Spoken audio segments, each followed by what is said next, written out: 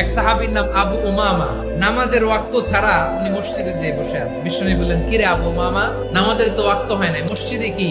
সাহাবী বলে, নবী গো, ঋণের বোঝায় এমন টেনশনে আছি, ঘরে থাকতে পারলাম না, মসজিদে চলে আসছি। বিশ্বনবী বলেন, আমি কি তোমার এমন একটা দোয়া শিখাবো যেটা পড়লে আল্লাহ তাআলা তোমার ঋণের বোঝা হালকা করে দিবে?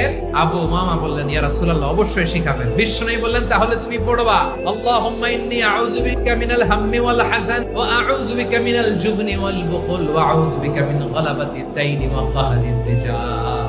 ও আল্লাহ, তোমার কাছ থেকে দুশ্চিন্তা থেকে পানাহ চাই, কৃপণতা, ভীরুতা, অলসতা, কার্পণ্যতা, এই সব কিছু থেকে, মানুষের কঠোরতা, আমার উপর মানুষের আধিপত্য এবং ঋণের বোঝা থেকে পানাহ চাই। এই দোয়াটা যখন বিশ্বনবী শিখাই দিলেন, আবু উমামা বারবার এই দোয়া পড়ে। আবু উমামা বলে, এই দোয়া আমি পড়তে লাগলাম। কিছুদিন পরে দেখা গেল বিশ্বনবীর শেখানো এই দোয়ার বদৌলতে আল্লাহ তাআলা আমার সব ঋণ পরিশোধের ব্যবস্থা করে দিয়েছে।